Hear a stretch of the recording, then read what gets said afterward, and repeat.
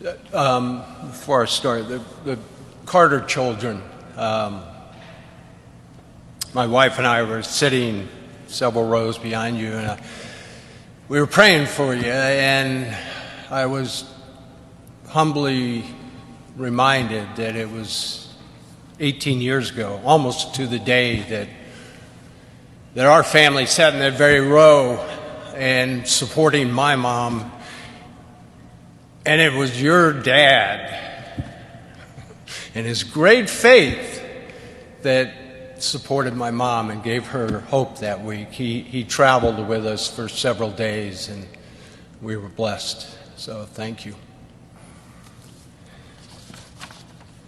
God did a good thing when he made your dad. Jack, Chip, Jeff, Amy, Mr. President, Madam Vice President, former presidents, first ladies, members of the House of Representatives and the Senate, justices of the Supreme Court, distinguished guests, ladies and gentlemen. In the twilight of my dad's life, Dad and President Carter spoke by phone, and Dad asked President Carter if he would do a eulogy at Dad's funeral. President Carter graciously agreed, and then he also asked if Dad would deliver a eulogy at President Carter's funeral. Now, Dad was thrilled to agree. After that call, as you can imagine, both of them got off the phone and had a pretty good chuckle, considering which one of them would return in person to deliver that second eulogy. As you know, Dad died in 2006, and President Carter's eulogy continues to bring comfort, smile, laughter, joy, pride to our family. And thus, on behalf of my dad, it's an honor to share Dad's eulogy to his old friend. I can just see my dad getting his yellow legal pad out with his pen and writing this for his beloved friend. By fate of a brief season, Jimmy Carter and I were rivals. But for the many wonderful years that followed, friendship bonded us as no two presidents since John Adams and Thomas Jefferson. It is said that President Adams' last words were, "Thomas Jefferson still survives."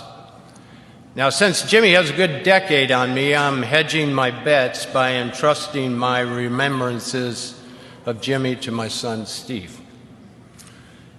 According to a map, it's a long way between Grand Rapids, Michigan, and Plains, Georgia. But distances have a way of vanishing when measured in values rather than miles. And it was because of our shared values that Jimmy and I respected each other as adversaries, even before we cherished one another as dear friends. Now, this is not to say that Jimmy never got under my skin, but has there ever been a group of politicians that didn't do that to one another? During our 1976 contest, Jimmy knew my political vulnerabilities, and he successfully pointed them out. Now, I didn't like it, but little could I know that the outcome of that 1976 election would bring about one of my deepest and most enduring friendships.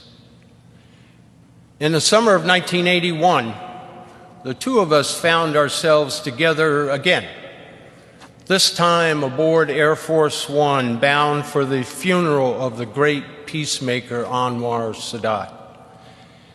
There's an old line to the effect that two presidents in a room is one too many. Frankly, I wondered how awkward that long flight might be to Cairo, and it was a long flight, but the return trip was not nearly long enough, for it was somewhere over the Atlantic that Jimmy and I forged a friendship that transcends politics. We immediately decided to exercise one of the privileges of a former president, forgetting that either one of us had ever said any harsh words about the other one in the heat of battle. Then we got on to much more enjoyable subjects, discussing our families, our faith, and sharing our experiences and discovering that there is indeed life after the White House. We commiserated over the high cost of building presidential libraries and the even more regrettable fact that most of that fundraising for these otherwise admirable institutions fell to us personally. On the spot, we agreed to participate in programs at each other's library, beginning with a series of conferences on arms control. And if that wasn't newsworthy enough, we told reporters on the plane that a lasting Middle East peace would require the United States to make tough decisions, like confronting the Palestinian issue directly, thereby building on the work to which President Sadat had literally given his life. It was the first time, but by no means the last time, that our unlikely partnership ruffled feathers in the Washington establishment. Now, honesty and truth-telling were synonymous with the name Jimmy Carter. Yeah. Those traits were instilled in him by his loving parents, Lillian and Earl Carter, and the strength of his honesty was reinforced by his upbringing in the rural South, poised on the brink of social transformation. He displayed that honesty throughout his life as a naval officer, state legislator, governor, president, and world leader. For Jimmy Carter, honesty was not an aspirational goal, it was part of his very soul. Now, I think Jimmy wrote more books than any former president. Once asked if he really enjoyed writing, he replied with that familiar twinkle in his eye, "It beats picking cotton." But I think he enjoyed writing for another reason. As an author, he was under no pressure to tailor his opinions to some political constituency or potential contributor. Now, both of us had experienced the harsh reality that defeat at the polls can be painful, but we also came to know a more important consequence. Political defeat and writing can also be liberating. If it frees you to discuss topics that aren't necessarily consistent with short-term political popularity. Now, Jimmy learned early on that it was not enough merely to bear witness in a pew on a Sunday morning. Inspired by his faith, he pursued brotherhood across boundaries of nationhood, across boundaries of tradition, across boundaries of caste. In America's urban neighborhoods and in rural villages around the world, he reminded us that Christ had been a carpenter.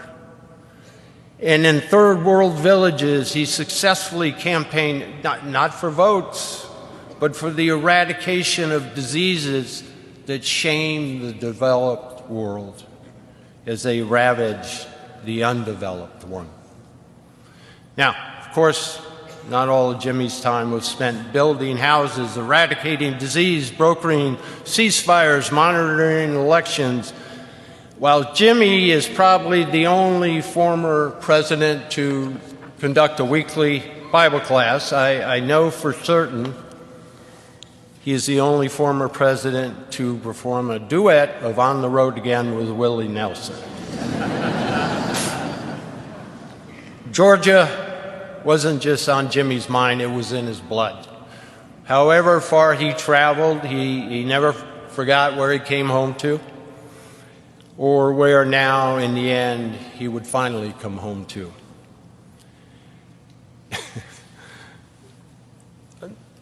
Of the many things Jimmy and I had in common, the most important is this.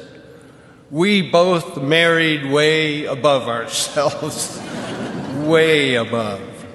With Jimmy, every step of the way was his first lady from Plains. In a life rich with blessings, none was greater for Jimmy than the love he shared with Rosalind and the love the two of them shared with their children, grandchildren, great-grandchildren. Like Jimmy, Rosalind was and is a symbol of American compassion. Like no other First Lady in our history, Rosalind Carter is indeed a true citizen of the world. And she became a beloved friend to my wife Betty and me and to all the Ford family. While the Carter and Ford men were decidedly mixed record when it came to lobbying Congress, Rosalind and Betty were unbeatable in their advocacy for millions of people whom they brought out of the shadows of despair and shame. Now is a time to say goodbye. Our grief comforted with the joy and the thanksgiving of knowing this man, this beloved man, this very special man. He was given the gift of years, and the American people and the people of the world will be forever blessed by his decades of good works. Jimmy Carter's legacy of peace and compassion will remain unique as it is timeless.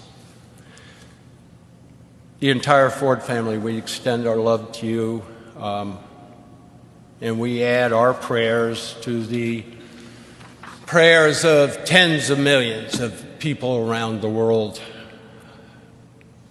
May God bless and watch over this good man.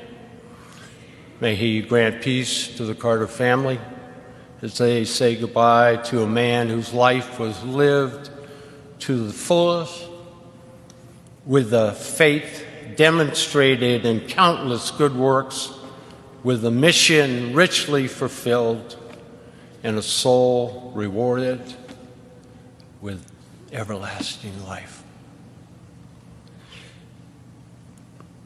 As for myself, Jimmy, I'm looking forward to our reunion. We have much to catch up on. Thank you, Mr. President. Welcome home, old friend.